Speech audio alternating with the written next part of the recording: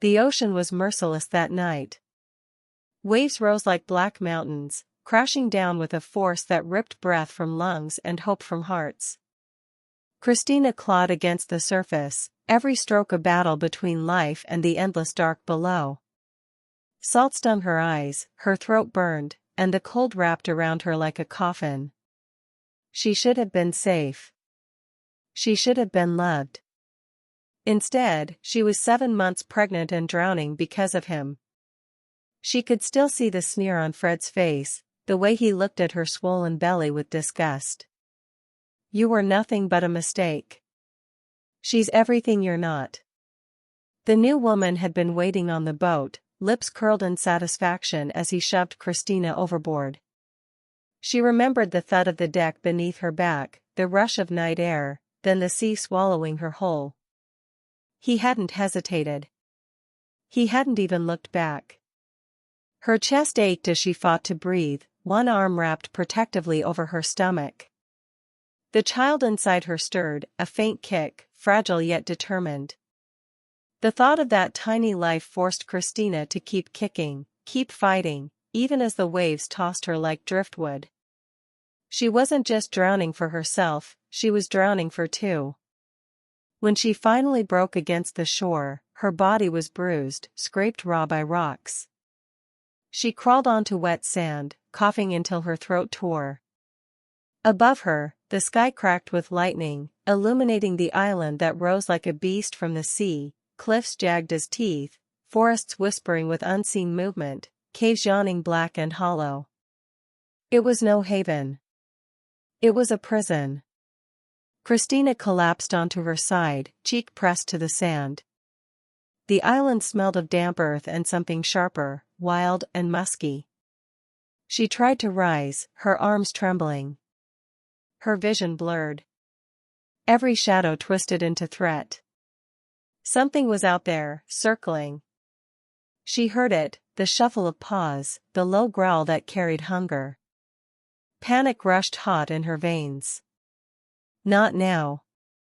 Not like this. She staggered forward, clutching her belly, whispering to her unborn child.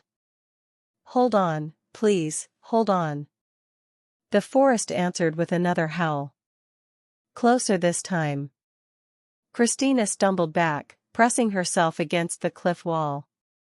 Her breath came in shallow gasps, her body shaking with exhaustion. She had nothing, no weapon, no food, no hope of rescue. Fred had left her to die, and the island was eager to finish the job. Then the storm broke. Lightning split the sky, thunder rolling so loud the ground itself shuddered. And in that flash, she saw him.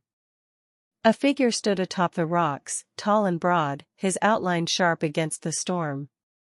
His hair was plastered to his head by rain, his shoulders glistening like stone carved from the earth. But it was his eyes that froze her. They glowed faintly amber, catching the lightning as if the storm itself bent to him. Christina's heart seized. He wasn't a man. Not fully. The stories she'd heard as a child clawed their way back, of beasts who walked like humans, wolves that ruled under the moon. The figure leapt down, landing silently on the sand despite his size. He moved with lethal grace, a predator cloaked in human form. And yet, instead of lunging, he stopped a few paces away. His gaze fell to her stomach. His nostrils flared, as though scent told him things her words could not. Christina's throat tightened. She should have been terrified. But beneath the storm, beneath the hunger of the island itself, something shifted. In his eyes, she saw not cruelty, but recognition. A decision. He stepped forward.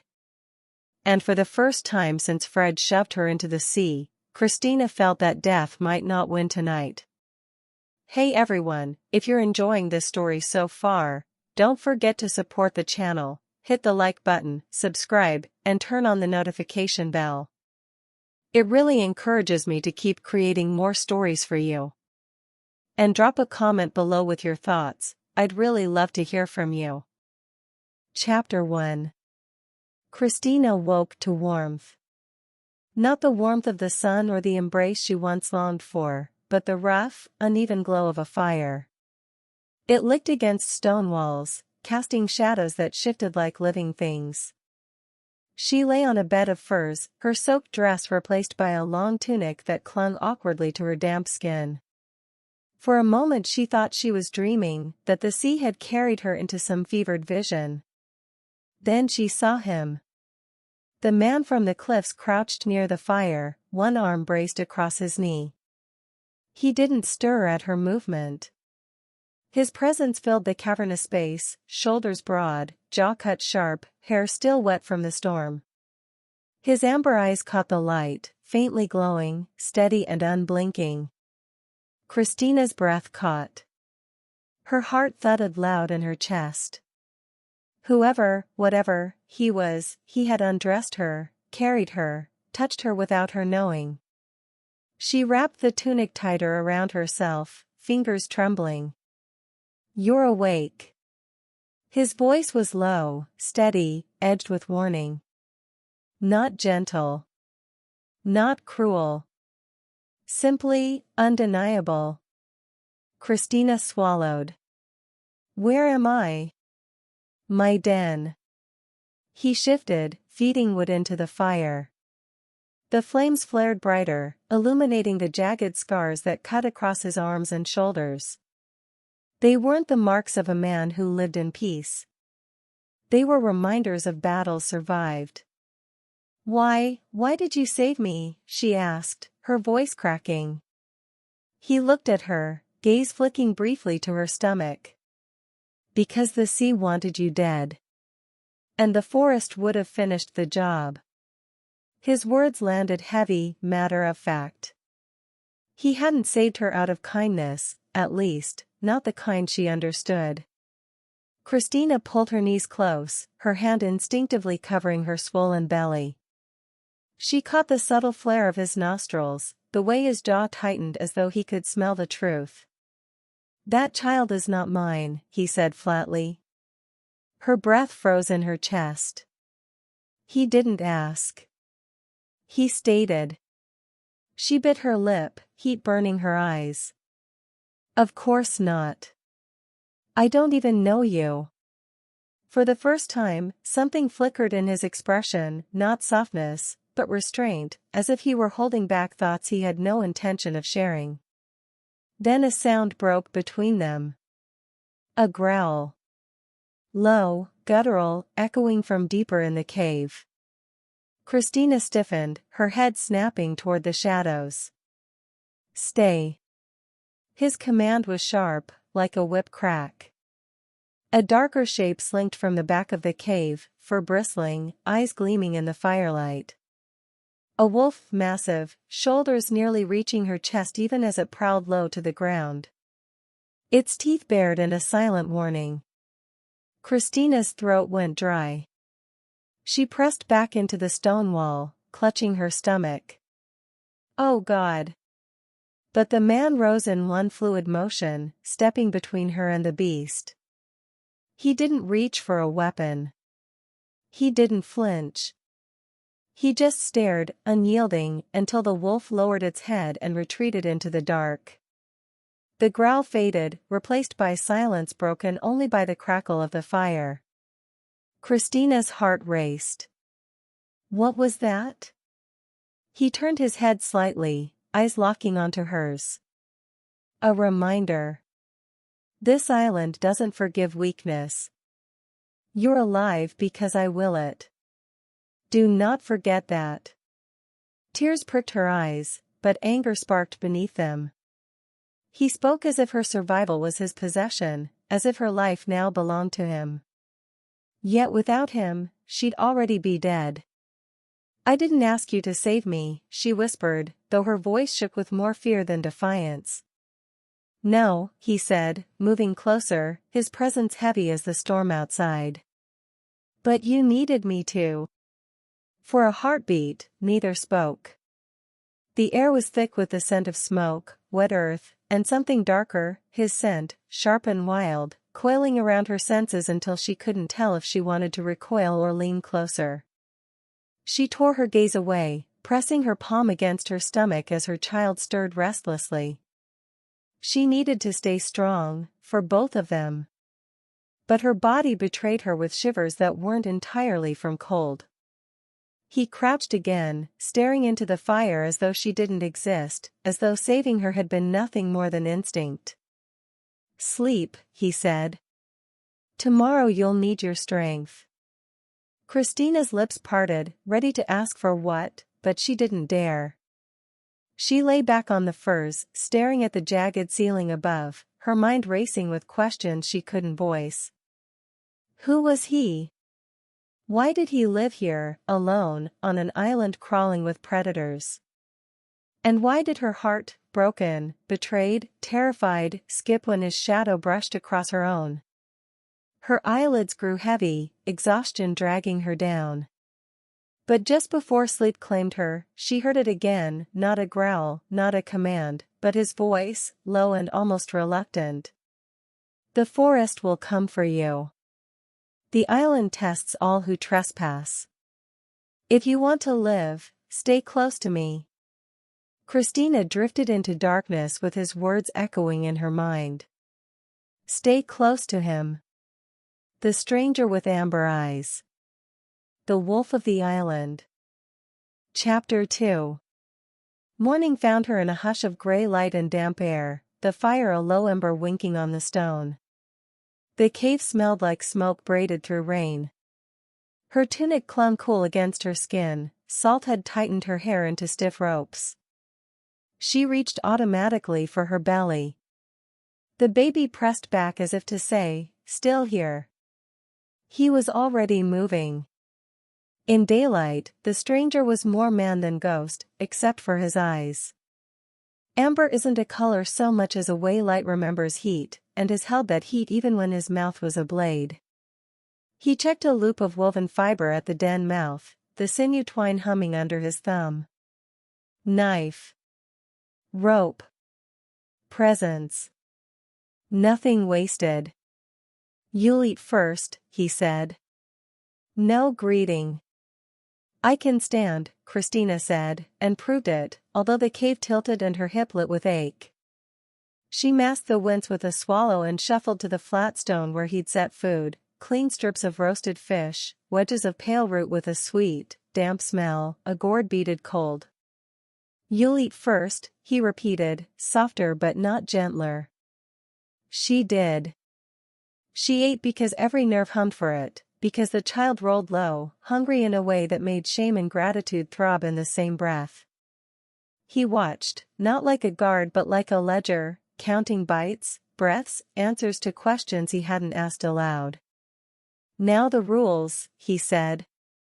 He crouched by the fire, forearms on his knees, scars white as chalk beneath the hair-fine soot. "You follow them, you live. You break them, you don't." "Clear," she said, a little dry. "Rule 1, you don't wander. Not cliffs, not forest, not pools. This place has teeth." "Noted." "Rule 2, at night, you're quiet. Sound pulls what hunts." "What hunts?" she asked. "Everything that can," he said. "There are names. You don't need them." She swallowed. "And rule 3?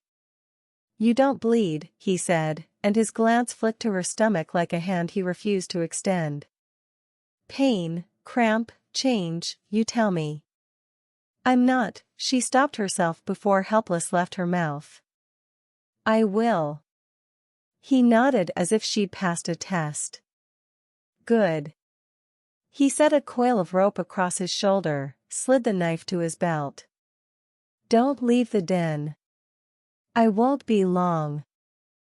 "How long is not long?" "Long enough." He tilted his head, listening to a wind she couldn't hear. "If someone comes, go to the back and don't speak until you hear my voice." "Someone," she repeated. "So there are others." His jaw ticked. "Eat," he said, and went.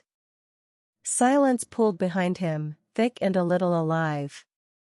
Christina cradled the gourd, sipped until cold stung her teeth, then fed the fire 2 sticks and a breath until the ember brightened. She tried not to think of the way the cave had sounded last night with a growl in it. She tried not to think of the boat's wake breaking her life in two. She thought about the rules instead. Don't wander. Easy. Her legs shook with standing still. No noise at night. She would have sewn her mouth shut if it meant the baby slept through until sunlight. Don't bleed. That one she held like prayer. Minutes shed their skin. The brush outside ticked. Gulls stitched white arcs across a pale, low sky. She edged to the entrance but kept 1 foot within the cave's cool lip. Beyond, the cove curved like a bitten moon, foam combing the sand. It looked almost safe if she didn't look too long. A shadow rippled along the far rocks. Not him. Sleek, low, black as wet onyx, a cat big as hunger, pausing, tasting air in a silent yawn. It turned toward the den, pupils blown to coins, and eased 1 padded step closer. Christina froze. Breath became a thing she could drop. The spear struck like a sentence, short and clean. A choked snarl. A tremor. Stillness. He was already beside it, shoulders loose, eyes cold.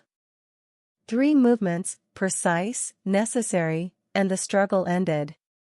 He bled the body away from the entrance, muscles working under skin with a calm that belonged to storms and to men who had seen too much of them. He buried most of the meat deep, set a little aside. Food draws food, he said. We feed us, not them. Her legs felt like reeds. I didn't leave, she said, the words tumbling out. I stayed. I know, he said, and something in the set of his mouth eased. Good. He dressed the meat over a crooked rack, the smoke threading sweeter now. When they ate again, she took smaller bites. He watched less like a ledger, more like a weather vane, attuned. Why do you know all this? She asked. Because it was necessary. The rules? The rules kept me alive, he said. Now they'll keep you. Your name would help, she said. I can't keep thinking hey you in my head. Names matter, he said. This place keeps them. So that's a no. That's a later. His mouth almost remembered how to curve. Call me what you like. If she called him Alpha, would the air change? Would the cave tilt? She swallowed the reckless thought and said, Mr. Rules, because fear dresses up as humor sometimes. The almost smile breathed and died. Come, he said instead. She followed him into late morning, obeying Don't Wander by shadowing his steps. He moved as if the ground spoke, testing earth with the edge of his foot before he trusted it, touching bark as if a tree might answer.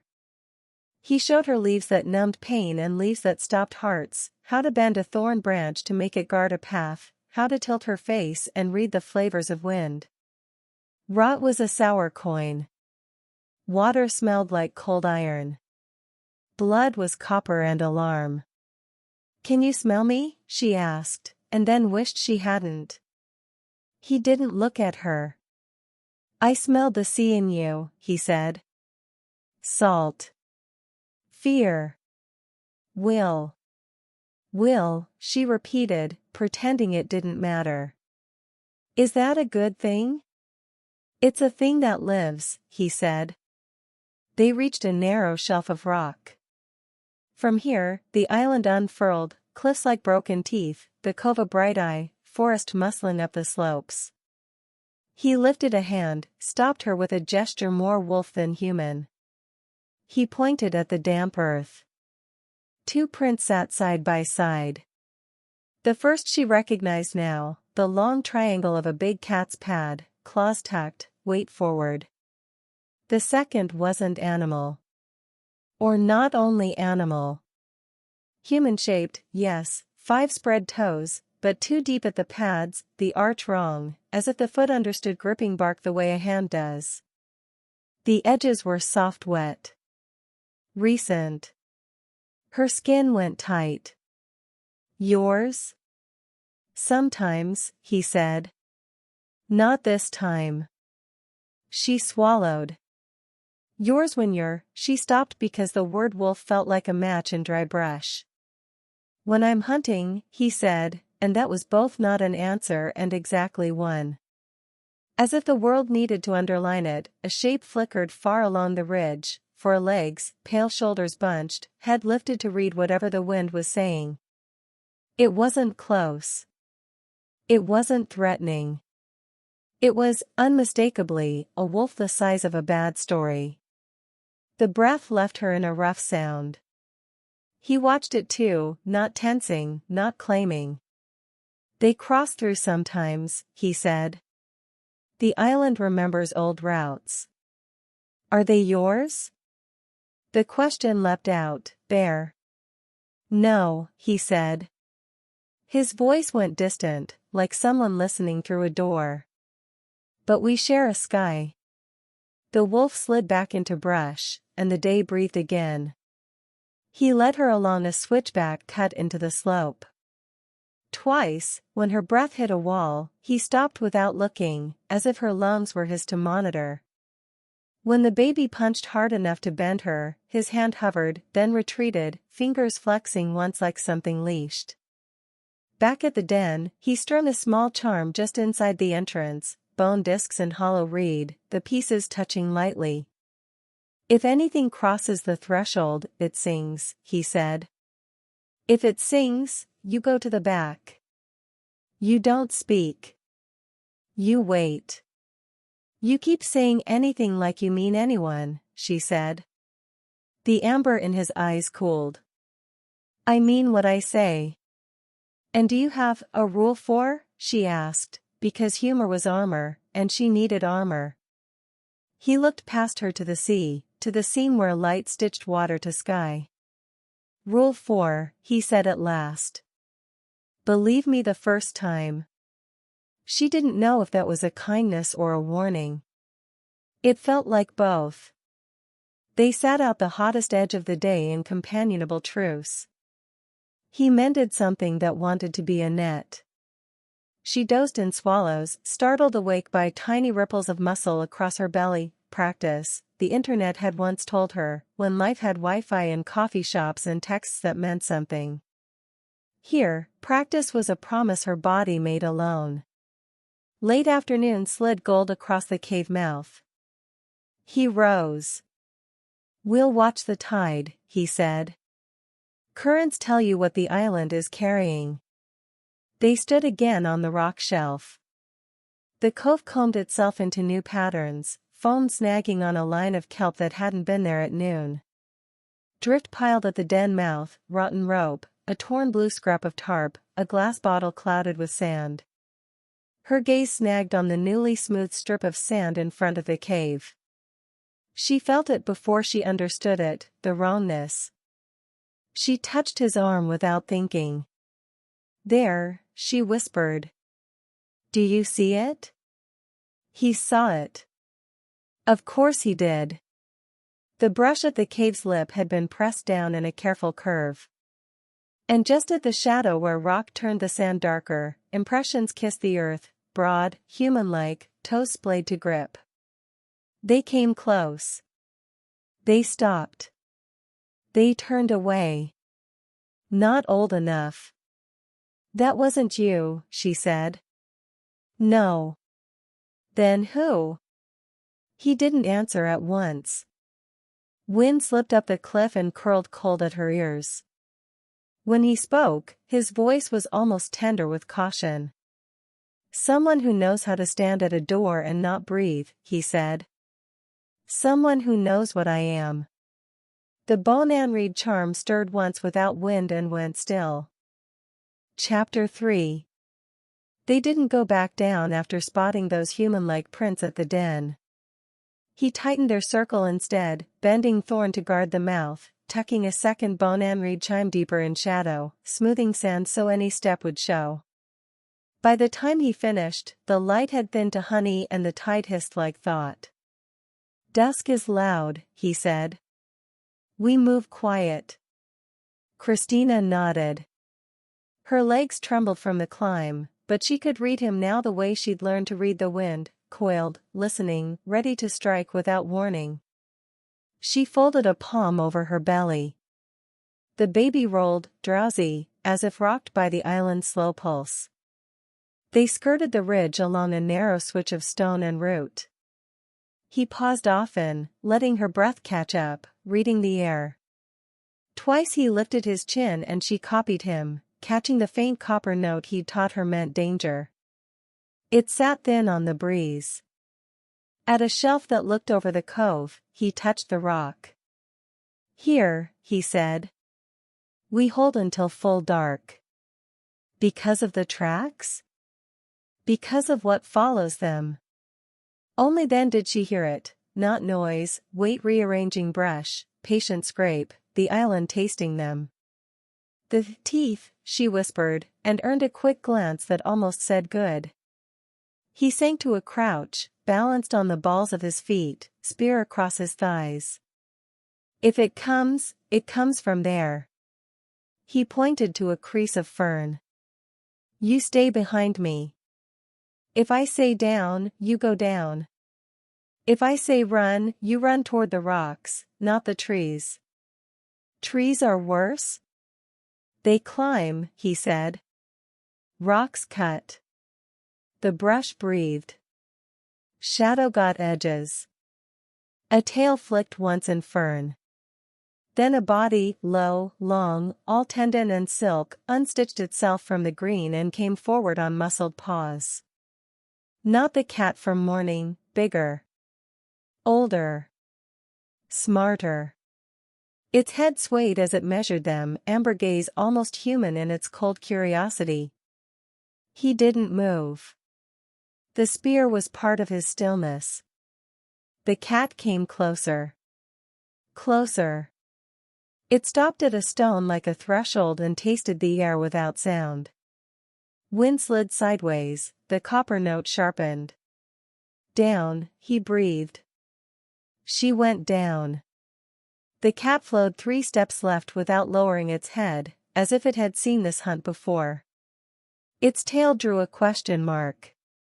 Christina could see the fine black lips of its nostrils quiver as it sampled her, salt, fear, will. The baby pushed hard under her palm, and she clamped her hand to keep that shape from changing her breath.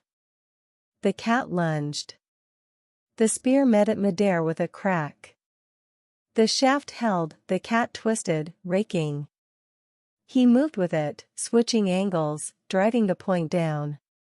They hit the ground together in a thud and a snarl.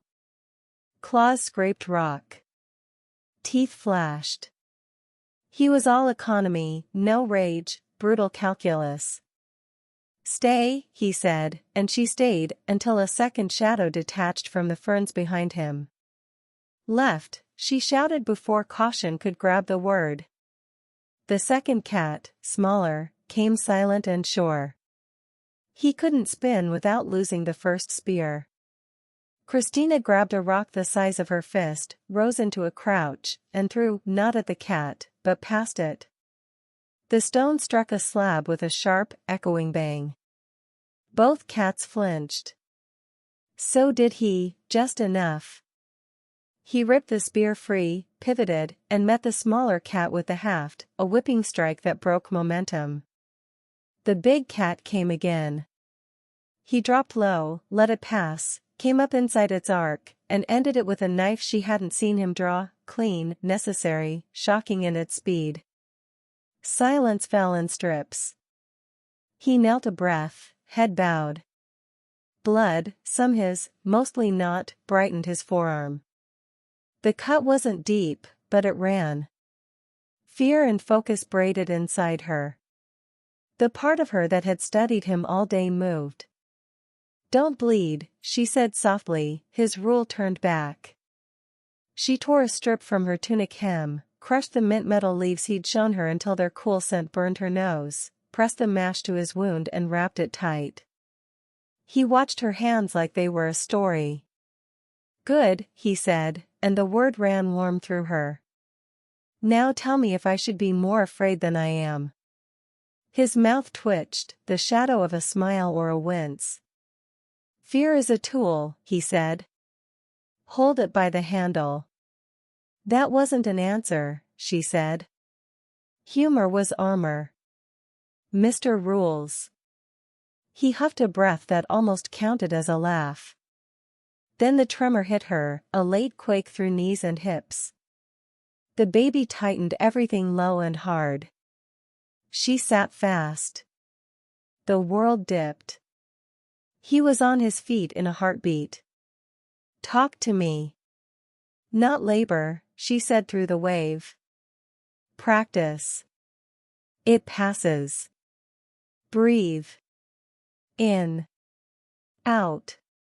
His voice went even, the register that had ended hunts.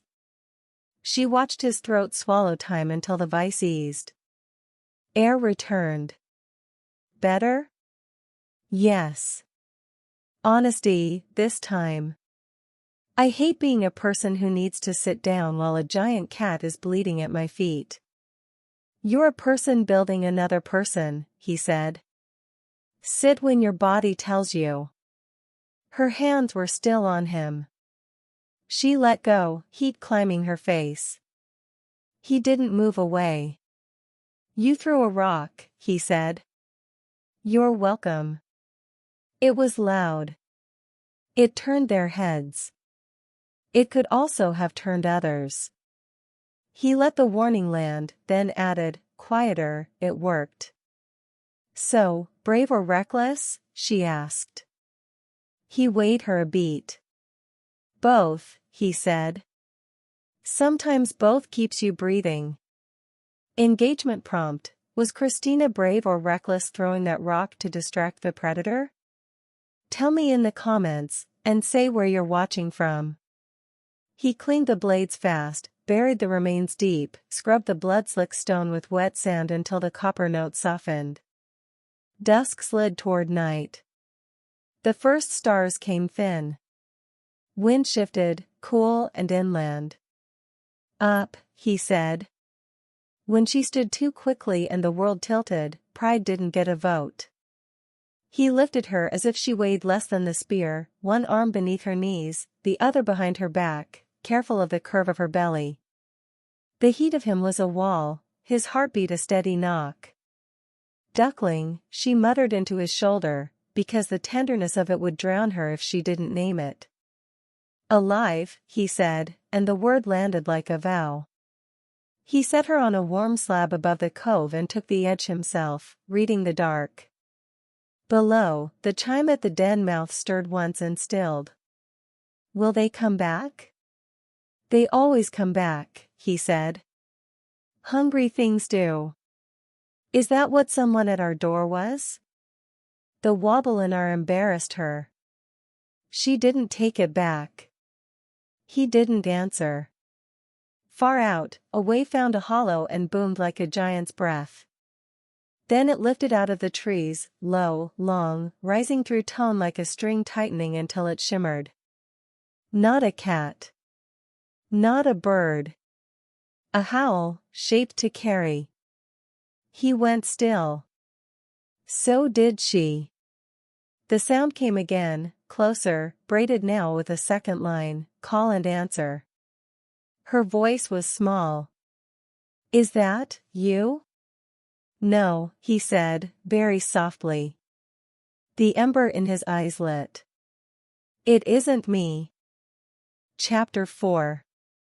The second hell thinned into the trees until it was only a prickle along Christina's arms.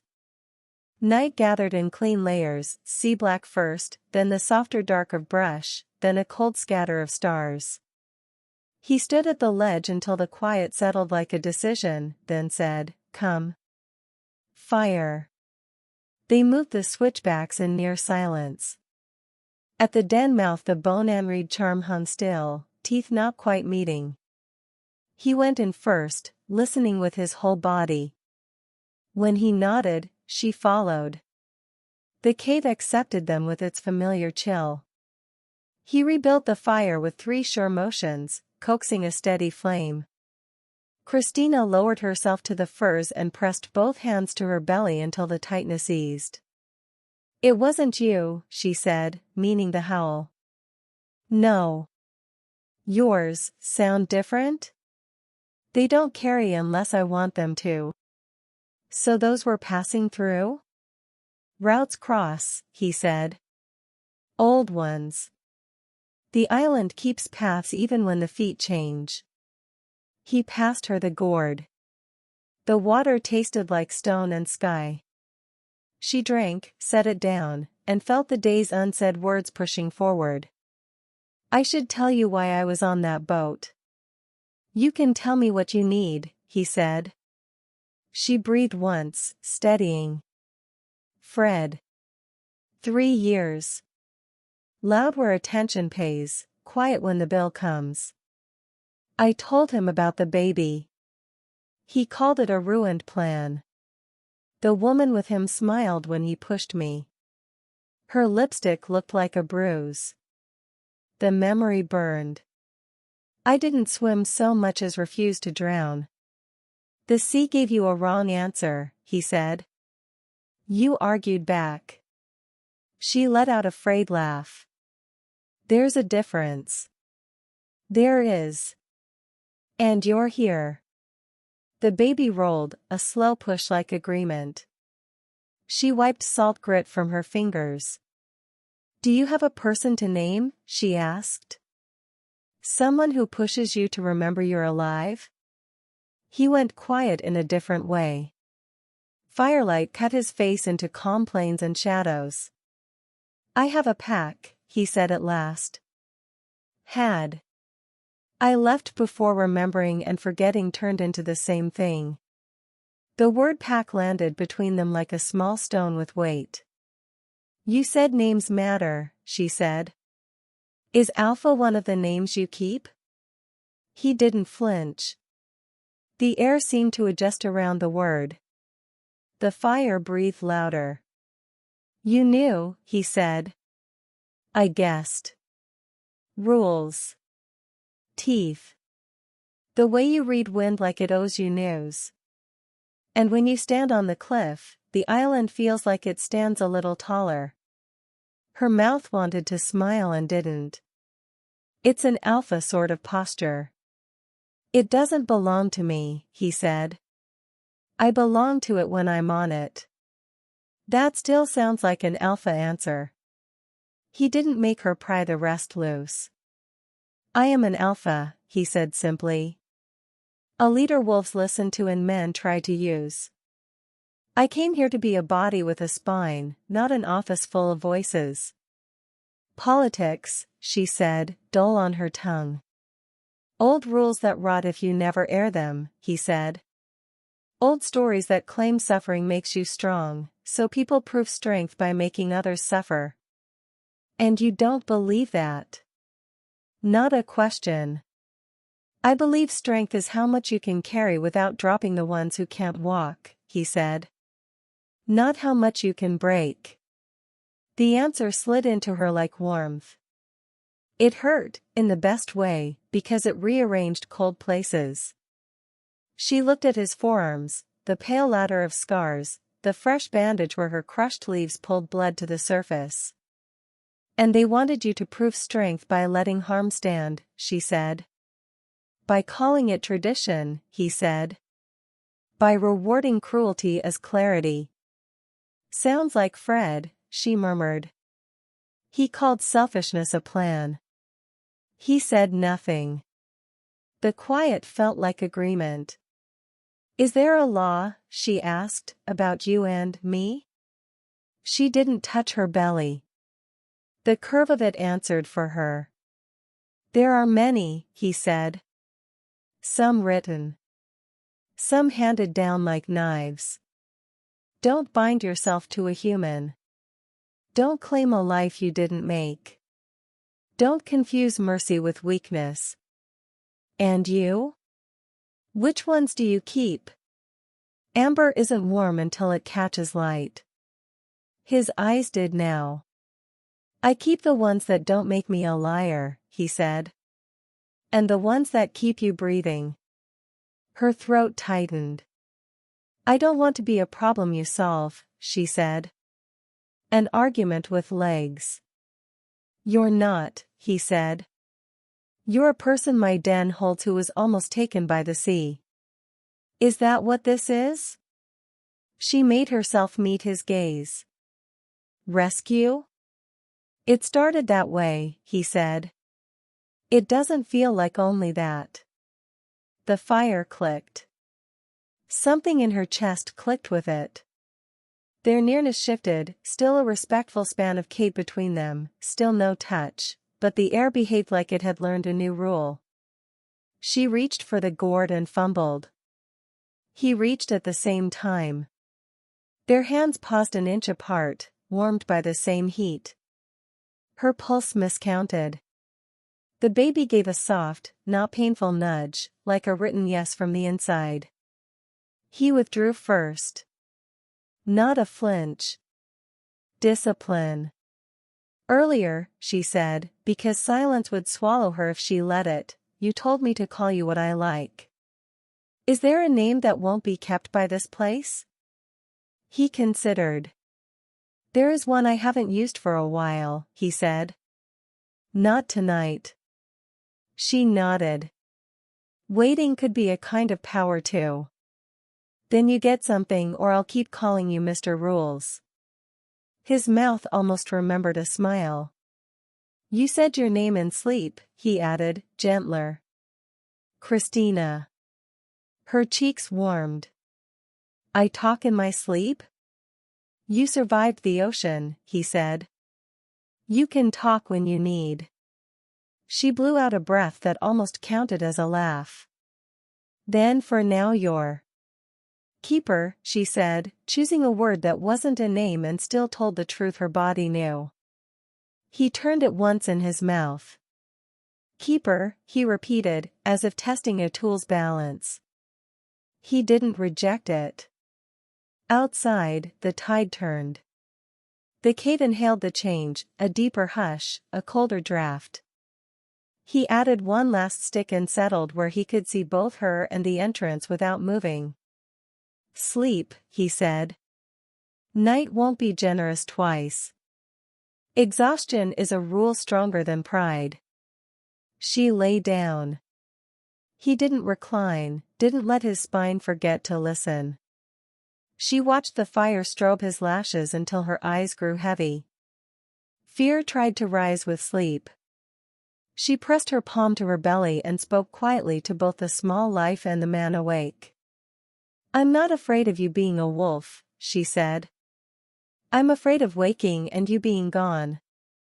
He didn't answer at once. She thought maybe he wouldn't. Then, I left a pack, he said. I didn't leave my nature. I don't run from what needs me. The reply threaded into her and tied a knot that held. She let go. She dreamed not of lipstick and water closing over her face, but of wind at a high place and a figure at the edge reading night-like text. When she surfaced, the fire was coals and the cave was a held breath. The charm touched bone to read with a delicate, definite click. Not wind. Not accident. Christina's eyes flew to his. He was already turned toward the dark, every line of him listening.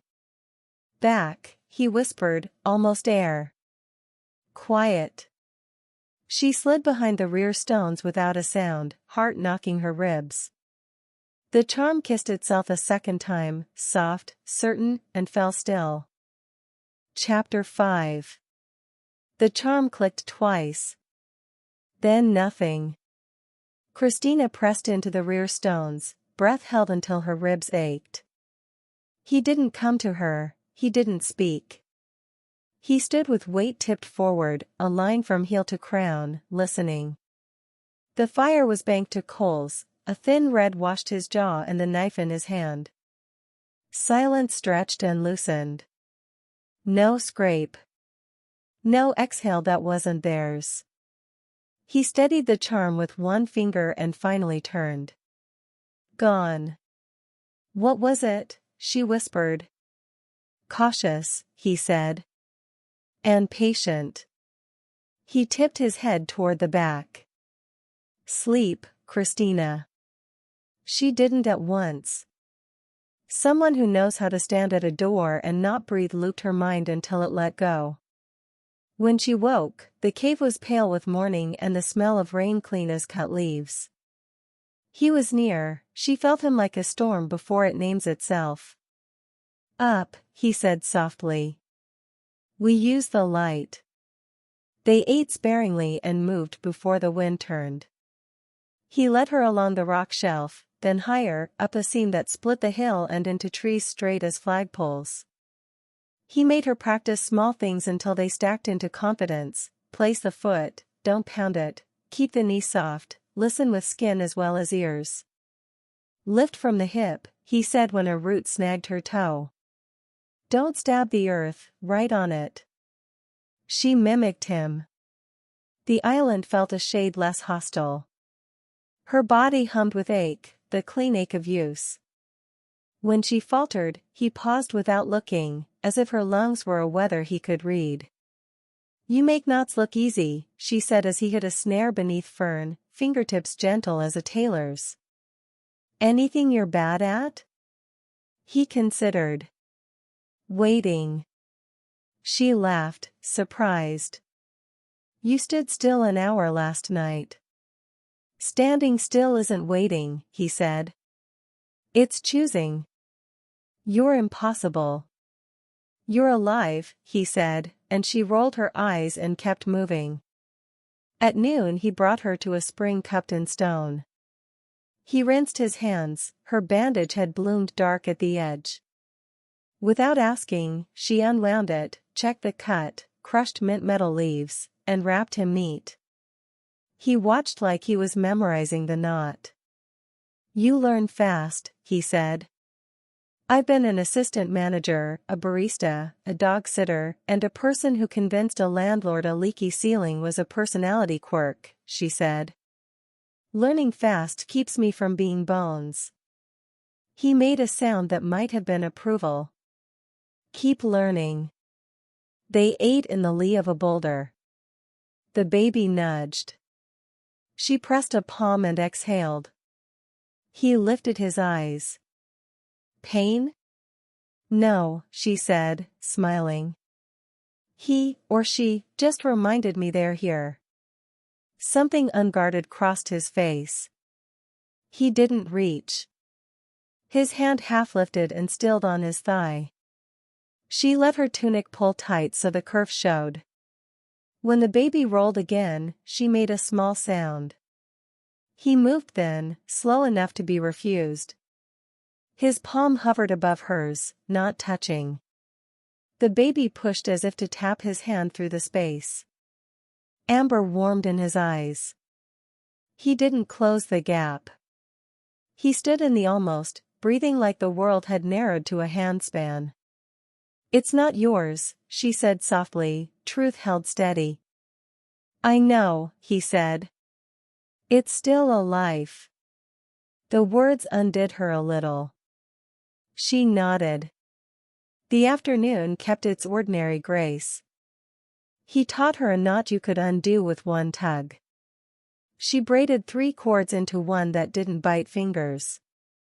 Office trick, she said. Copiers hate me. Cables love me. Later, he lifted a long branch and frowned. She slid his hand 4 inches down. Center of mass, she said. Broom handles. They argued once about a path. He wanted the high scramble, she wanted the low rap. He said height gives sight, she said rocks remember feet. They took her way. It was slower, but she didn't slip, and when they reached the rise the cove opened like a page without tearing her breath. Acceptable, he said. You're welcome, she said. You're reckless. Brave, she said. Sometimes both keeps me breathing. Sometimes, he allowed. Back at the den, the charm was quiet. The sand held no new marks. He reset a thorn and smoothed a line with his wrist. The light turned honey. Fire? She asked. In a while, he said.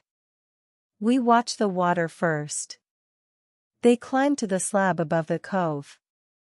Wind tugged his hair, salt gathered on her lips. He pointed where currents braided different from yesterday, where drift curled like a sleeping animal. That line, he said, indicating seaweed dark as ink. When it creeps closer, it brings trash. Trash tells stories. What stories? Where a boat came from. What it carried. Who it loved. Boats love? Anything that carries learns to, he said. They stood without speaking.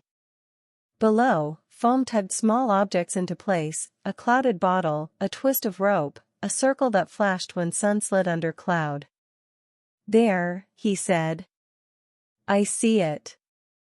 The ring tumbled in a curl, caught, freed, and then a small surge set it on wet sand like an offering. He was already moving. She followed, careful on the switchbacks. At the cave mouth he lifted a hand, waited, then stepped onto the beach with her at his hip. Up close, the ring wasn't for a finger. Thicker, keychain or cleat band, metal dulled by salt. Braided through it, leather, worn soft, stamped with initials that made her vision tunnel. Dr. Her stomach dropped as if a stair were missing. The baby pressed hard. Heat climbed her face. He turned the ring in his palm. Cheap cologne ghosted up from the leather, a smell that didn't belong here. He held it lower, close to her height, without asking her to take it. She didn't need to. The stamp said enough. The frayed corner she'd worried while he promised a bigger boat. This is temporary, everything is temporary, said enough. I know who that belongs to, she said. Not steady. I know, he said. He's here. The fact burned cold. He's close, the alpha said. He looked up the beach where the tide had scribbled, breathed once like he was reading a page only he could see. And watching. Her heartbeat climbed. Anger tried to chase fear. He can't just, words failed. The ring felt like a dot at the end of a sentence she hadn't agreed to. The alpha slid it into his pocket. You won't meet him by surprise, he said. Not while you're with me. Keeper, she said, and the name steadied her like a hand on a wall. He nodded. Back up. Night tells truths to the patient. They climbed. At the shelf she sat where he set her and watched the water pull light away. The island felt different, not more dangerous, just crowded with memory and possibility. She pressed her palm to the baby and breathed through the tightness. Down below, waves smoothed the ring's print away. The charm at the den mouth stirred once, very soft. Christina met his eyes. He was already turned toward the dark. Tomorrow, he said, low and certain, if he steps to the door, I'll be the one to answer. Chapter 6. Morning came thin and watchful. Wind combed the cove, the island smelling of salt and wet rock. The ring with Dr. had put ghosts in Christina's throat, the man by the entrance put a wall there too. They spoke little. He handed water. She drank. He touched the charm. We wait, he said. For what? For him to choose bold or careful. Bold arrived first. Near noon, brush parted with human caution. Footsteps tried not to be footsteps. The charm kissed itself once. A sour thread of cologne cut the clean air. Christina, a voice called, careful, almost gentle. It's me. Her name in that tone was a cold splash. He hadn't changed, not really voice made to be the main character, but salt had roughed the edges. The alpha didn't move. Stay back. I just want to talk, the voice said. Christina stood, went to the alpha's shoulder, cave wall at her spine. The baby pressed her palm as if to say present. Say it, the alpha told the dark. Fred stepped into light like a man entering weather he didn't trust. Thinner, sunburned, hair clumped with salt and pride. The same jacket, now stiff with sea. On his wrist, an empty band where a watch used to brag. His eyes went wet on command. He said. Thank God. You threw me overboard, she answered. He flinched, then pasted contrition. I panicked. Everything, he swallowed. I made the biggest mistake of my life. The woman on the boat smiled, Christina said. It was a choice. Color rose under his splotchy tan. He dropped his gaze, rehearsed humility. When he looked up, the lie had died. She took me, he said flatly. Cards, keys, boat. She liked my house. Not me. A humorless puff of air. I thought I was leaving for more. I was being stolen from. The alpha said nothing. His presence read like verdict. I came back for you, Fred pushed. You came back for what you lost, Christina said. For us, he insisted. You, me, the baby. He gestured at her belly, the gesture turned her stomach. It's my legacy, Em. We can fix this. Come home. I'll be better. You called our child a ruined plan, she said. You called me a mistake. I was wrong. He reached a hand toward the cave and froze when the alpha's weight shifted half an inch. Sweat found his lip. Look, I came alone. I'm sleeping on the beach. I'm not asking for, he stopped, swallowed pride. Please. Let me take care of you. The alpha's voice came low. You left her to die. Fred's gaze snapped to him, finally seeing. Jealousy brightened his eyes. And you are? He asked, thin smile. Island rescue? A squatter who thinks a cave and a knife make him king? Careful, the alpha said without heat. He's the one who didn't let the sea decide, Christina said. He made rules that kept me and this baby breathing. Fred's smile faltered. Rules? Come on. This isn't a life. You belong with me.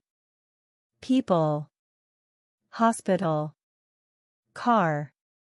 With someone who doesn't push me when he's embarrassed, she said. Who sees a child as a person, not PR? Silence. Waves counted for them. A gull cracked a shell. Fred tried the old low register. We were good once. We can be good again. Think about birthdays. My mom, she'll help. My mom is dead, Christina said evenly. And yours taught you to make women do your homework. His mouth opened, closed. The alpha didn't move. Name what you want, he said. No circles. Fred looked between them and said the truest thing he had. I don't want to be alone. Honesty hit harder than a lie. She saw the boy he'd been, charming, hungry, terrified of the hollow. She had loved that boy. But love and a life weren't the same. You already chose alone, she said. At the stern, when you let go. He stared at her hand on stone, jaw hardening against shame. "You'll come back," he said, brittle forming where apology failed. "This can't last. He can't keep you safe forever. You'll need me." "She needs what is true," the Alpha said. "And what is safe?" Fred's eyes flicked to the Alpha's throat, to the way light found amber when shadows shifted. Comprehension skimmed him, left a film of dread. "What are you?" he whispered. "Done waiting," the Alpha said. He stepped forward once, no growl, no teeth, entering Fred's space the way night enters day. Fred stumbled back 2 steps before pride let him stop. "Leave the door," the Alpha said. "If you come again, stay at the waterline. Call from there. And if I don't? Then the island will finish teaching you what I've spared," he said. "It is less patient." Fred cut his eyes to Christina, searching for a sliver of the old softness. She didn't look away. She let him see the woman who had crawled out of the sea and decided to keep breathing. "I'm not leaving," he said at last, brittle lifting into threat. "Not without you. I'll be here tomorrow, and the day after. I'll be here when he's gone. I'll be here when you remember who you are." Christina's palm pressed her belly, not fear, anchor. "I'm remembering now," she said. "I don't need a doc to do it." He backed away, brush closing like water. At the scrubline he set something on a rock with shaking care, a plastic hospital bracelet from her first appointment, the one she'd thrown away after ruined. He must have kept it like a prop for the day he needed proof of history. "See you tomorrow, Em," he said, and vanished. Engagement prompt: did you see Fred's confession coming, or did it surprise you that he admitted he'd been used? Tell me in the comments, and say where you're watching from. The Alpha waited until the rustle was truly gone. Then he picked up the bracelet, looked at it the way some men look at knives. He didn't bring it inside. He set it in the drift line, and the next wave took it. "He won't leave," Christina said. The breath shook but didn't break. The baby pushed once, then settled. "He won't cross the rules," the Alpha said.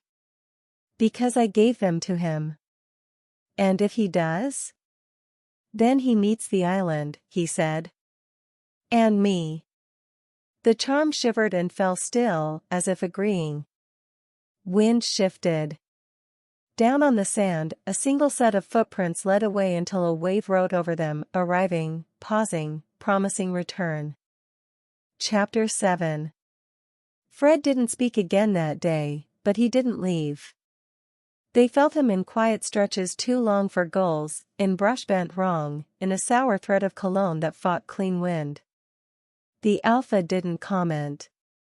He showed Christina how to listen without staring, how a lift of hairs could point like a compass. When she guessed right, he nodded once. The day became work you could hold, water fetched without slipping, tinder kept dry in twisted bark, snares checked, reset, marked with a curl of fern. Christina's hands learned distances, how far to reach without tipping weight, how to hinge at the hip to spare the child, how to press a palm to stone and borrow steadiness before standing. The baby answered with small, regular rolls, like a swimmer turning for breath. They kept to high paths. Visibility. Fred was somewhere below with a day's worth of words, high stone gave them choice. When wind turned, the Alpha turned them. He didn't tell her what to feel. He just kept space for breath. "Rest," he said once, sitting so she could take his thigh as backrest without asking. She leaned half an inch. He didn't move. "What were you like before this?" she asked. "Louder," he said. "More surrounded." "By wolves?" "By expectations." She traced a fissure. "I held 3 schedules," she said. "Work, bills, Fred's plans. I called it competence. Sometimes it was complicity. He didn't correct her. The quiet he offered was a place to set a heavy thing down. They made camp early to avoid being cornered by dusk. He built a low fire that hid its own light, coals banked shallow, a flat stone to scatter glow. She boiled water in a dented tin. He pulled it at the exact moment before boil, a practiced rescue that made her breath hitch. "What if I decide to leave?" she asked the steam. "You leave," he said. "I walk you to the water at the safest hour." He tied a knot, tugged it loose, retied. "If you stay, we adjust the rules for 2+1. That's policy. It's promise." The baby nudged as if to sign. At pewter twilight he stood. A short walk. "There's something to see." He chose a path between lichen-scabbed boulders and shrubs that smelled like lemon when brushed. Breath thinned, he shortened pace. In a shallow bowl lay a pale slab carved over years, faint, overlapping marks, hands, spirals, a wolf's head remembered more than drawn. "What is it?" Christina asked. "A place for vows," he said. When the channel froze, the pack crossed to swear, protect, bring back more than you take, speak truth first to your own. Do old vows still count? They do if we decide they do. Some rot. Some wait. He touched a weather-soft spiral. "My father carved this. He told me a leader's first job isn't to be obeyed, it's to listen, then choose the path that costs him most." She thought of Fred measuring cost by humiliation avoided. She thought of the alpha's hand hovering over her belly and stopping. He didn't confuse suffering with strength.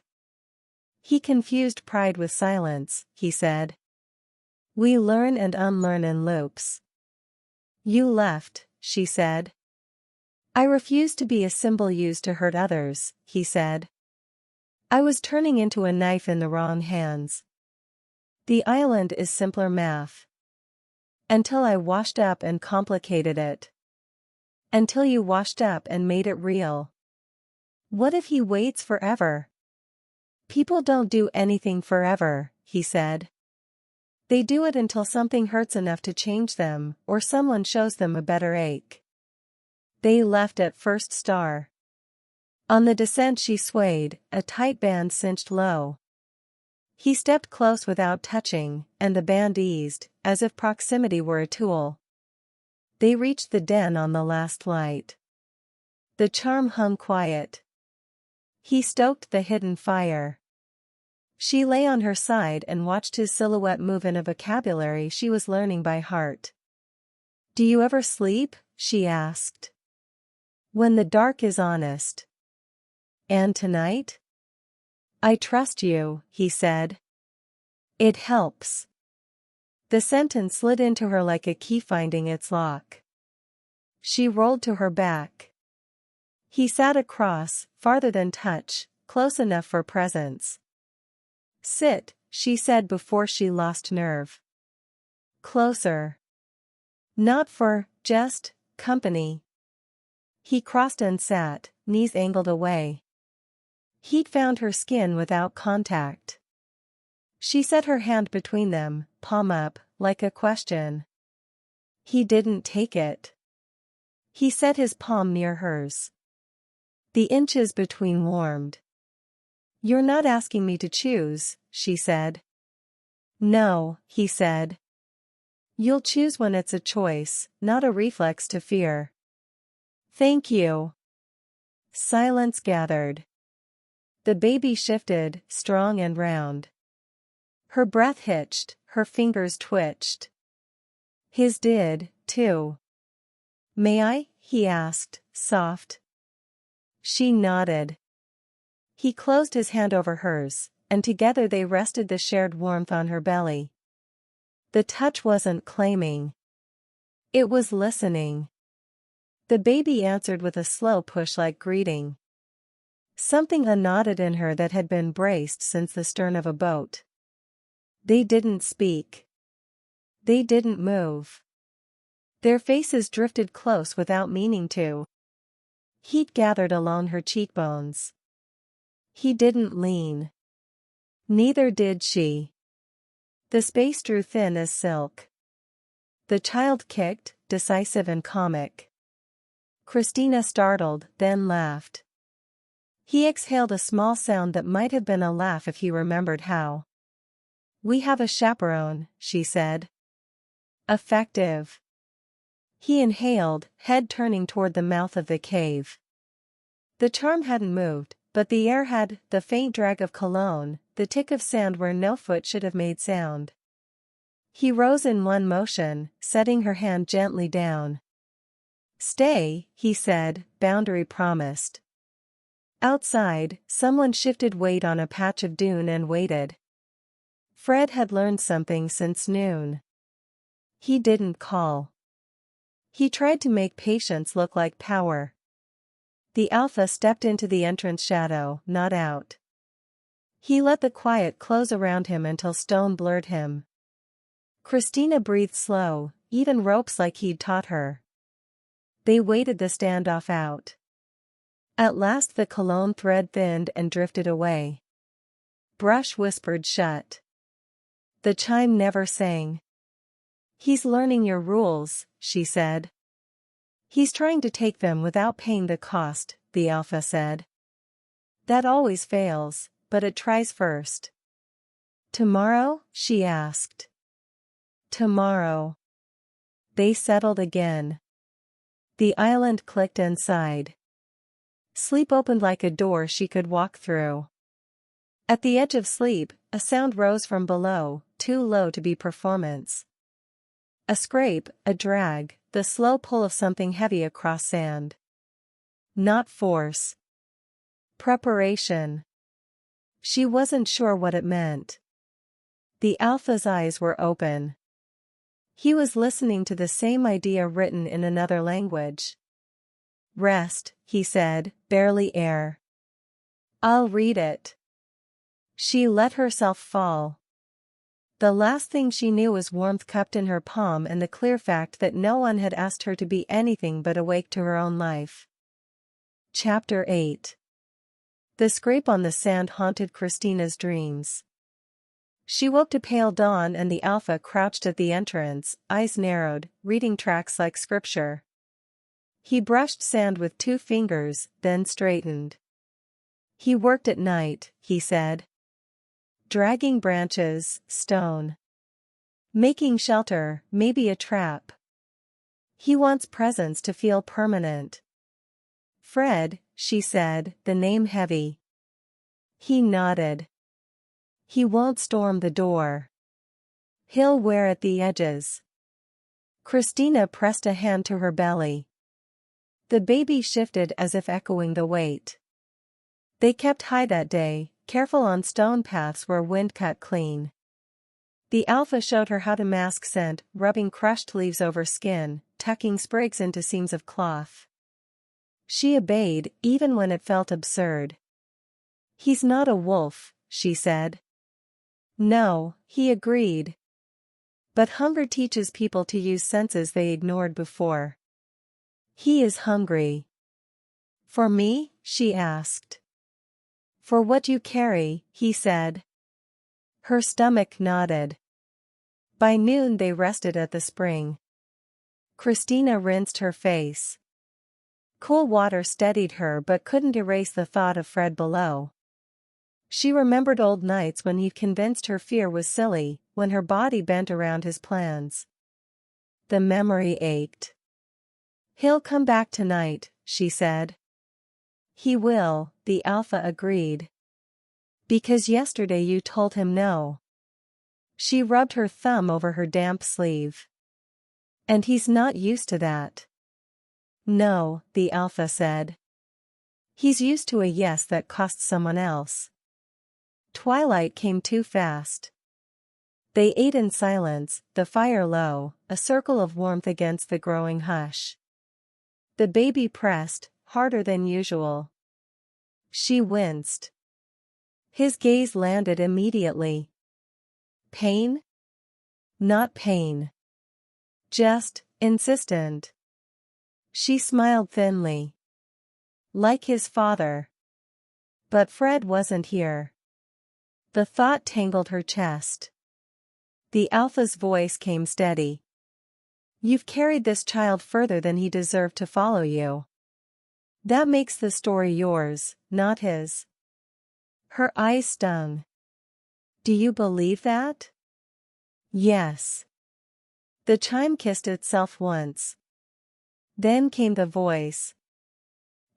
Fred called, low, pleading. Please. Just talk. She stiffened. The alpha's head turned. His hand brushed the hilt of his knife, but he stayed still. Fred's words spilled into the hush. You think he's better? He's not. He's using you. He's hiding here because he's broken, and when he's done, he'll leave you like I did. Only you'll be heavier, slower, and he won't care. Christina's chest squeezed. His tone was practiced cruelty, knowing exactly where to press.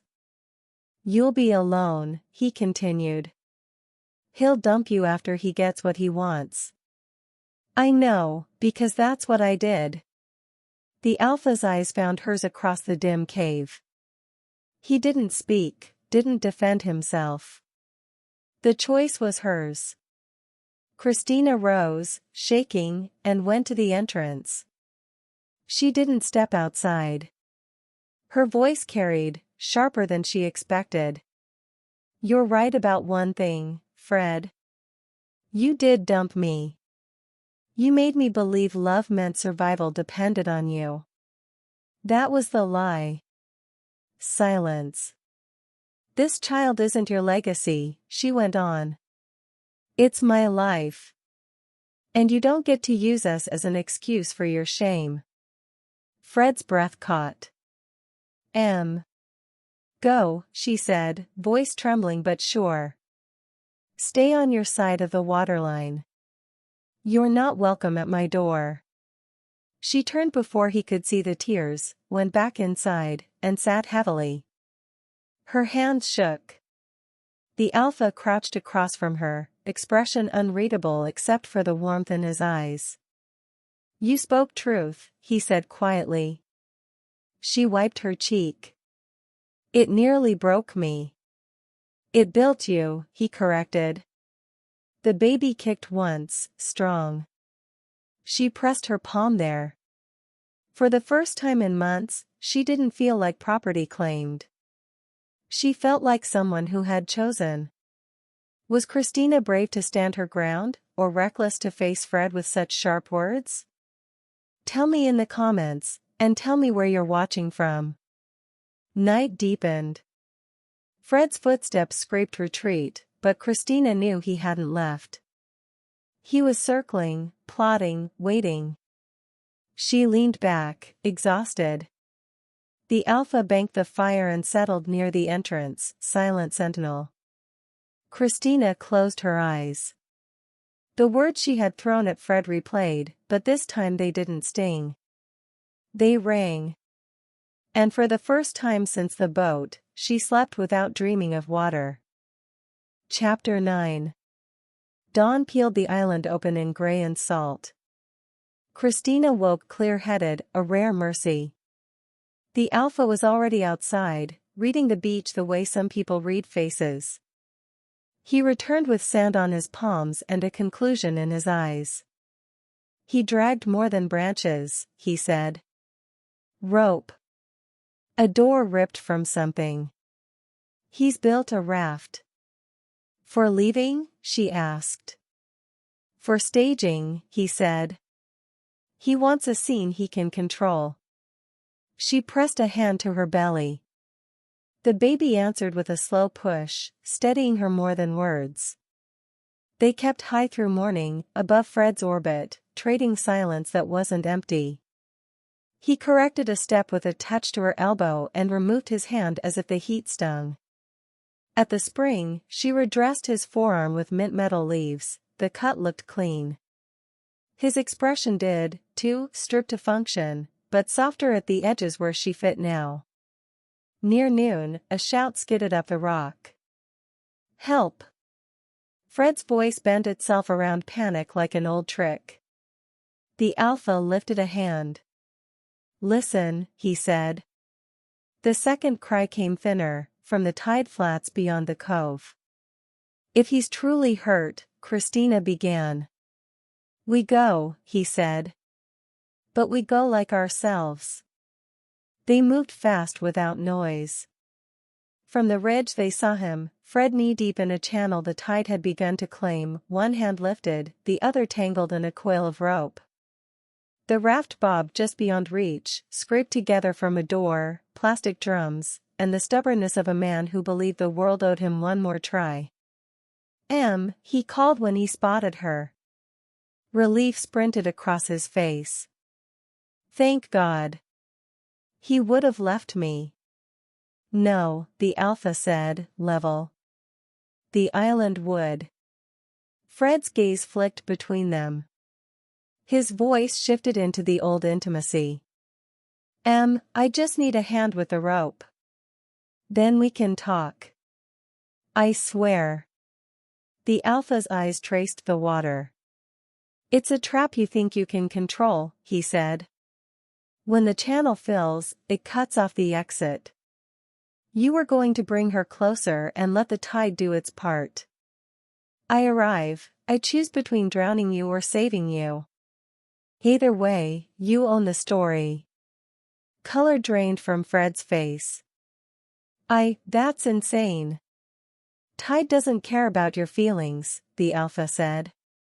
"Neither do rocks." A wave curled around Fred's knees, tugged. His bravado flickered.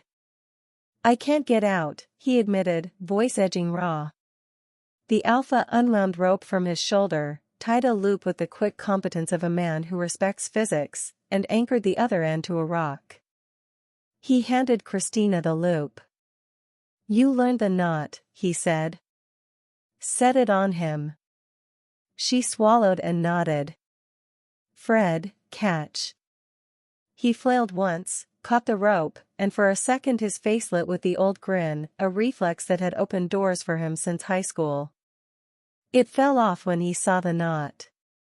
"You remembered," he said, choked. "I remember many things," she said.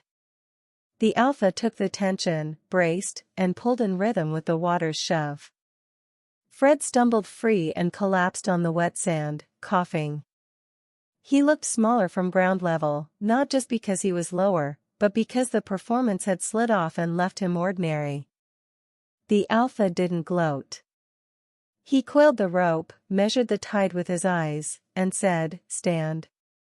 Fred stood, shivering. Shame made his jaw brittle. "I was going to prove. I don't know. That I could fix things. That I could still get you to choose me." "You tried to drown me and call it proof," Christina said, not loud. He flinched. "I didn't, I wasn't going to let." "You pushed me off a boat," she said. "Words don't lift what hands do." Silence held. Gulls stitched white arcs overhead, uninterested in human calculus. Fred's shoulders folded. When he spoke again, the theater was gone. "She used me," he said, staring at his knuckles. "The new one. Took the boat, the cash, the card. Told me I was special and then turned my pockets inside out. I kept thinking if I arrived with you, with the baby, I could make it right. People forgive fathers. They forgive men with families. I wanted to borrow your future to pay off my past." Christina's throat tightened. The truth didn't excuse, it explained. That was sometimes worse. "I don't love right," he said, rain flat. "I love like a thief. Like the thing might leave if I don't hold it too hard." Then let go, she said softly. He looked at her belly, and for a moment she saw grief that wasn't performative. I keep seeing birthdays I won't be at, he whispered. The way my dad left the room the year I turned 9. The door sounded like an ending. You made endings sound like doors, she said. You don't get to turn back the handle now. He scrubbed at his face. Do I get to apologize? You already are, she said. Now do the other half. What's the other half? Don't do it again. Not to me. Not to the next person who smiles at you.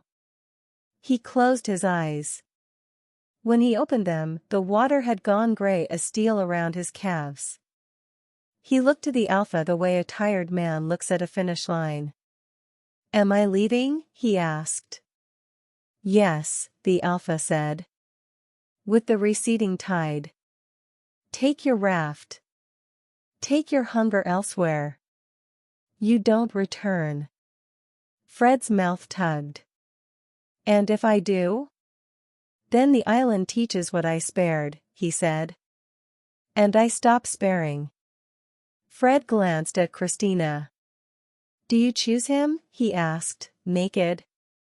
She could have said a sentence about timing, about slow burn, about space to breathe. The truth that fit in her mouth was simpler. I choose me, she said. I choose this child. And I want him with us. The alpha didn't move. But something in him did. The restraint he wore like armor shifted to show the skin beneath. Fred nodded once, abrupt. Okay, he said. Okay. They gave him a skin of water and 2 twists of dried fish. Mercy wasn't softness, it was a rule they could live with later. He strapped the supplies to the raft, avoided their eyes, and shoved off in a lull between pulls. The sea swallowed him yard by yard, until he was only a dark insistence moving along the line where water met weather. Christina stood long after he blurred. The alpha stood with her and didn't speak. Wind lifted hair from her neck and cooled tears she hadn't realized were there. I don't want to lose you, he said finally, voice quiet and ringless, offered like a palm. She turned. The truth inside her had waited too long to hide. You won't, she said. Even though this child isn't yours. Even though I come with tides and days that bend me. I want you. The world contracted to amber and salt and the tiny sound of her own heartbeat in her ears. He took 1/2 step, enough for heat to cross the inch between them, enough for restraint to flex. Christina, he said, and her name in his mouth felt like a vow. She lifted her chin. Kiss me when it costs you something, she whispered. Not when it's easy. A laugh ghosted his mouth, incredulous and warm. It's never easy with you. Good, she said, and smiled in a way that felt like surviving. They walked back at an ordinary pace, which felt like defiance. At the den, the charm hung still. She sat on the furs and blew out a long breath she'd owed herself since a stern and a shove. The alpha stood in the mouth of the cave and watched the line of sea until the last smear of Fred vanished. He came back inside with decision in his shoulders. We leave at dawn, he said. The city. My house. The rules will try to bend us there. We'll bend them first. She let the words move through her. Fear rose, asked for a place, she set it down beside hope and found they could sit together without breaking anything. Okay, she said. Together. He nodded once, like closing a circuit. Night crept in with a softer tread than usual. The fire caught and held. The island, which had tested them, seemed to settle into a watch that wasn't hostile anymore, only careful. Chapter 10. They left at first light, tide laid down like a path. He lashed driftwood into a narrow skiff, chose a patient current. Christina stepped in carefully, one hand to her belly. He steadied her with 2 fingers, barely touch, fully promise. The den behind them was neat and dark, the Bonan Reed charm still as a held breath. Wind wrote low music in the rope. The island thinned to a line, then to memory. The baby rolled, alert, like a passenger noticing change. "City by noon," he said. "Do they know you left?" "They always know," he said. "They count absences like headstones." A beat. "They'll count you too." "Then let them count." A quick smile. "Let them count." The city rose from haze like a jawline. He tied off at a quiet quay. The packed district began where warehouses forgot to end, alleys that bent twice, doors that were walls until you touched them. The pack house sat behind a yard of crushed shell, an old factory refit in cedar and iron. The door recognized him, hinges sighed. Inside, light fell in long rectangles. Conversations clicked quiet. He didn't take her arm. He walked beside her, close enough to be a shadow, far enough that choice showed. The baby pressed her palm as if to say walk tall. At the long table waited Counselor Briggs, hair iron gray, authority sharpened to points. "You left your post," he said. His eyes flicked to Christina and away. "And you bring baggage." "I left to keep from being used to harm," the Alpha said evenly. "I return because I choose, not because your rules found me." "You return with a human and another man's child," Briggs said. Behind him, an oak plaque gleamed, "Suffering proves strength." "You expect obedience while breaking law." "Obedience isn't the point," the Alpha said. "Protection is." "Protection makes wolves soft. Soft enough to carry the ones who can't walk." A rustle moved the room. A woman near the back, scar at the jaw, eyes like riverstone, leaned in. "Name it plain." "Are you claiming her?" He looked at Christina, not the council. "Only if you want it," he said. "No law. No pressure." A week ago she would have asked for time. Now she lifted her chin, palm warm over the child. "I want you," she said. "And I want a place where mercy isn't renamed weakness to excuse cruelty." Briggs' laugh was thin. "Pretty. It won't keep your baby safe when hunger comes." "Good rules will," she said. "Rules that protect are stronger than customs that punish." An omega near a cart nicked her palm and hid the cut. Christina crossed, took the girl's wrist gently. "Don't bleed alone," she said. She tore a strip from her own sleeve, crushed a leaf from a potted plant, different from the island's mint metal, same cool sting, and wrapped the hand neat. "Rule keeps you breathing."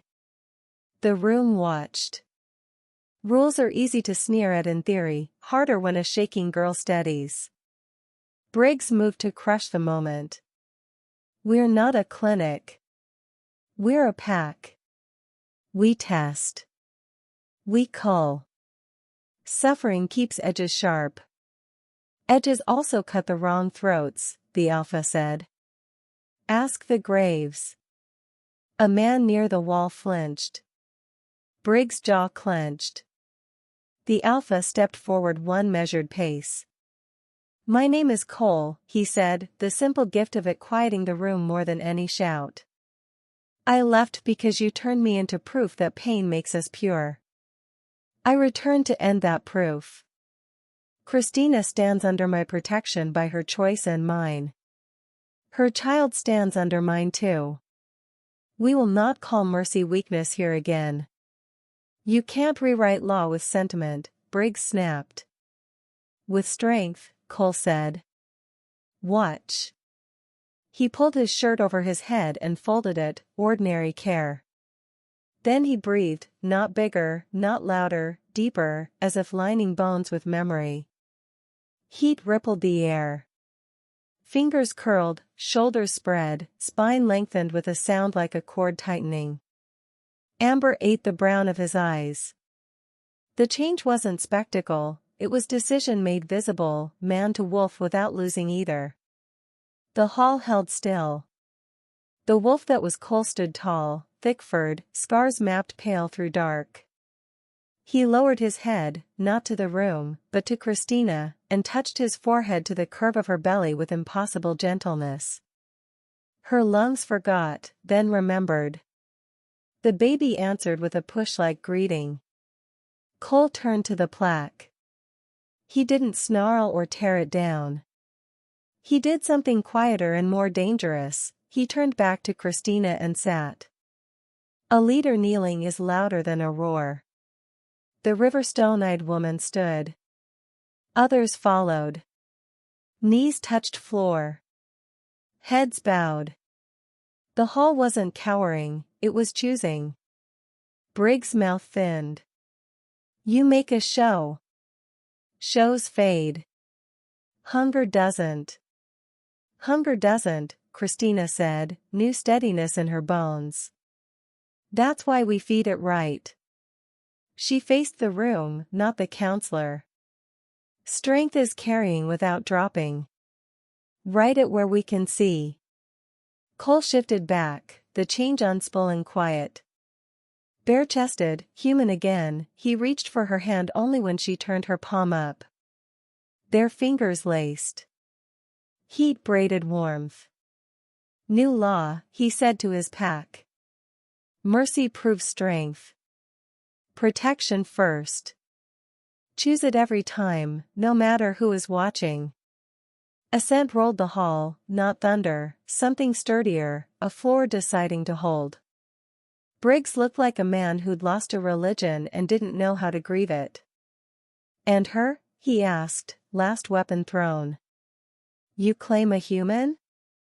You claim another man's child? I claim the life in front of me, Cole said. I claim the woman who chose breath when the sea said no. I claim the child who will never be an excuse, only a person. The plaque seemed smaller under the sentence that wasn't carved yet. Cole glanced once. Take it down. No one moved. The river-stone-eyed woman stepped forward, lifted the plaque, and set it on the floor with a dull sound. What replaces it? She asked Christina. Carry without dropping, she said. Protect first. We'll carve it, the woman said. Briggs didn't bow. He didn't need to. The room had already decided without him. He turned and walked out alone. Silence found a new shape, less brittle, more breathable. Someone cried and didn't hide it. The Omega with the bandage flexed her fingers and smiled like a person who had just learned the word ours. Cole leaned close, voice for Christina and the child more than for the room. We can go, he said. My house is 3 turns from here. It has a bed that doesn't smell like salt. Her laugh shook and steadied. Lead the way, Cole. He slipped on his shirt and walked beside her, fingers still twined with hers. Doors opened. Faces softened. The city's noise rose and sorted into something that sounded like possibility. At the threshold he paused. He looked back at the plaque on the floor and at the people who had chosen to kneel. Tomorrow we rewrite the rest, he said. Tonight we rest.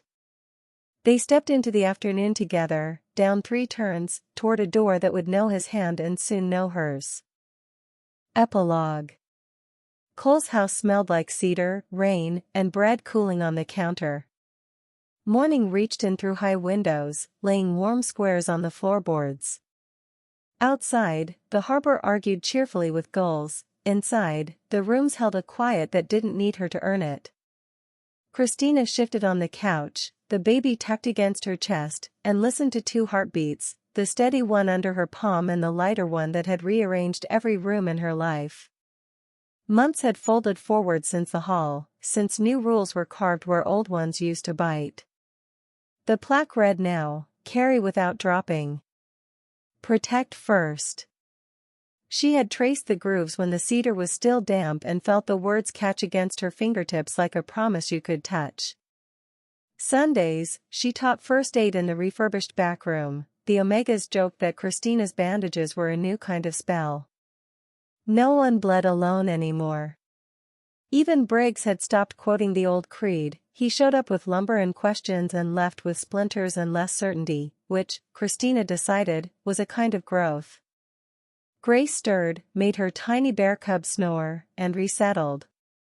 She had hair the color of dark honey and a frown that arrived just before hunger, as if she'd inherited both her mother's blunt honesty and her father's focus.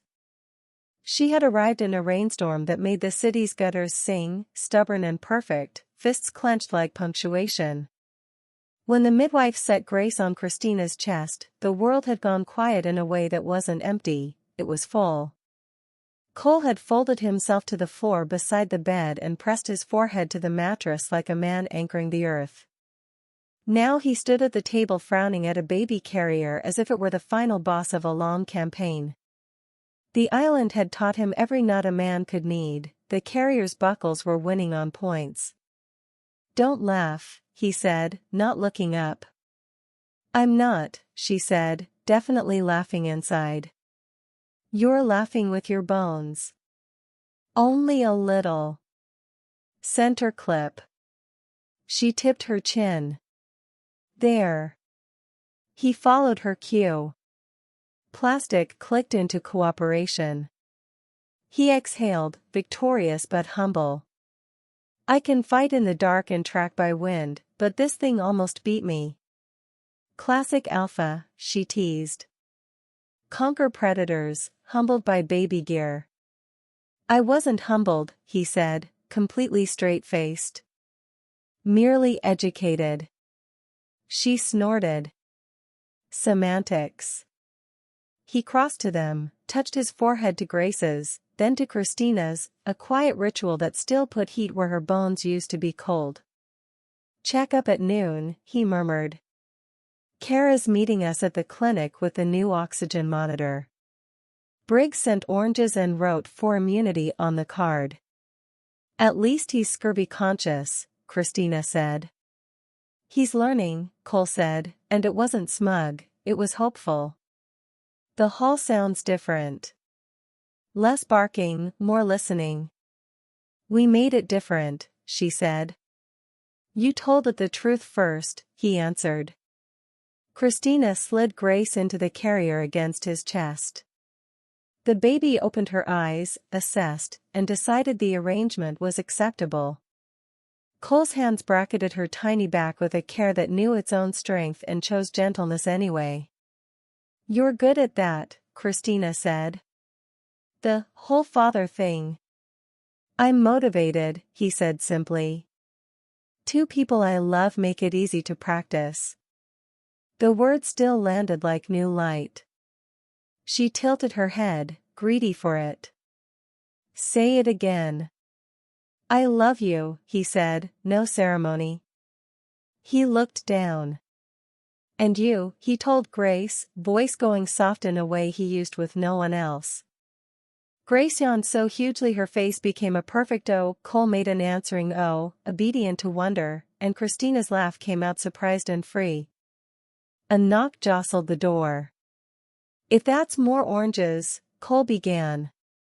"It's bread," Kara called, cheerful through the wood. She breezed in, set a wrapped loaf on the counter, and leaned in the doorway like she'd always had a key. "Rooms smell different when babies move in," she said, grinning. "The hall smells like sawdust and new sentences."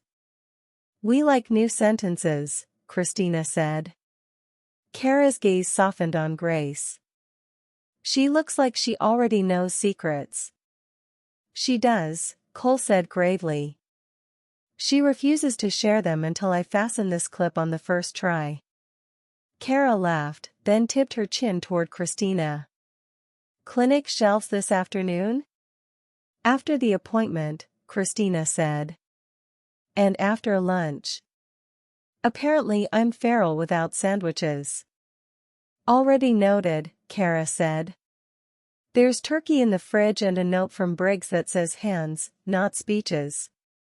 Miracles do happen. When Kara left, the room breathed like a calm sea. Christina traced the curl at Grace's ear and let memory tug: moonlit water, a cold shore, a den mouth, a Bonan Reed chime kissing once in the dark. The images didn't choke her anymore, they threaded into the present like darker stripes in a good cloth. The island would always be a chapter. The city was the book you kept reading. Do you miss it? She asked softly. The island. Yes, he said, honest. And no. I miss how the wind told the truth first. But we carved the truth here. People are reading it. They walked the 3 turns to the street like an ordinary family, diaper bag shouldered, baby snug, neighbor doors half open with greetings. Someone in Tubi had hung a winchie made of old keys, it rang a bright, imperfect song as they passed. Outside, puddles stitched light into broken mirrors. Cole matched his stride to hers without making a show of it. She matched hers to his without apology. At the corner the alley opened to water. The harbor breathed. A gull dropped a shell with enormous self-importance. Christina laughed. Once, laughter had felt like something she had to schedule between emergencies. Now it rose on time like tide. You know, she said, I used to think safety was a room I had to apologize for entering. And now? Now it's a person who meets me at the door and says, "You're here." Good. His throat worked. You're here, he said, completing the sentence. Good. Grace sighed her small, heroic sigh and resumed sleeping. Christina set her hand over both of them, a small claim that echoed the larger one made in front of a room that had decided to be kinder. She thought of the old plaque on the floor, of new letters carving themselves into cedar under steady hands. She thought of Sundays and bandages and a rule simple enough to remember when you're tired: don't bleed alone. Home? Cole asked. Home, she said, and felt the word settle into every place the sea had once tried to empty. They turned back toward the door that knew both their hands, toward a table that would gather friends and maps and kinder laws, toward shelves that would hold oranges and oxygen monitors and maybe, one day, Grace's crooked art. The city moved around them, unbothered and alive. Inside Christina's chest, something moved the same way. At the threshold, Cole paused to kiss her, chosen, not showy, the way she'd asked for in a hall full of watchers. It tasted like cedar and orange peel and a future you build with both patience and laughter. Hi, he whispered against her smile. Hi, she breathed, and stepped inside. What was your favorite moment in the story, and which character surprised you most? Tell me in the comments, and don't forget to say where you're watching from. Please don't forget to subscribe to my channel to support my work. Thank you.